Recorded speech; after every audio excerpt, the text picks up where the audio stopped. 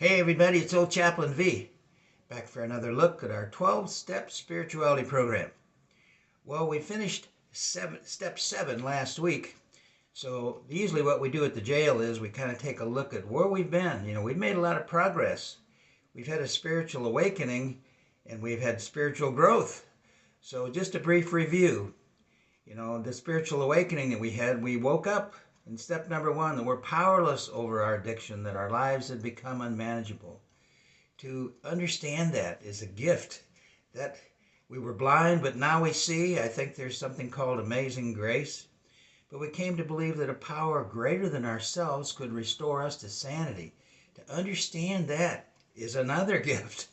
And it's a faith statement. Came to believe that a power greater than ourselves. These are concepts that we can't understand up here.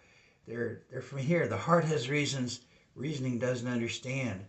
And so we made a decision to turn our will and our lives over to the care of God, because we realized self-will ain't working. Self-will comes from here, but God's will is something that we want to have. And so we report for duty, so to speak. After the AA meetings we've attended, we say the Lord's Prayer, thy kingdom come, thy will be done. But those are just words, and the Bible warns us about just repeated prayers and things like that that don't really mean anything. They're just traditions. They're just things we do. So, that what we find out is that it's easier said than done. And so we made a searching and fearless moral inventory of ourselves. Our conscience wakes up. Wake up, O Israel. We begin to see things through the eyes of faith.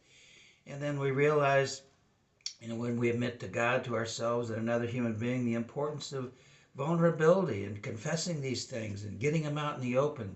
The success of the AA program has always been based on community, a community of recovery.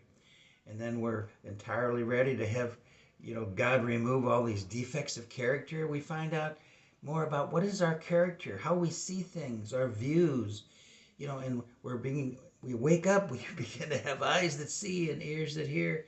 And then, of course, the character defects is kind of like the roots of the tree, and then the fruit of the tree is the shortcomings.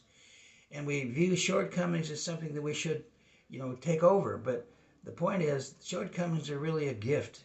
They help us realize that, if we're disturbed for any reason at all, the problem's not out there, the problem's in here. And boy, you talk about a spiritual awakening and spiritual growth.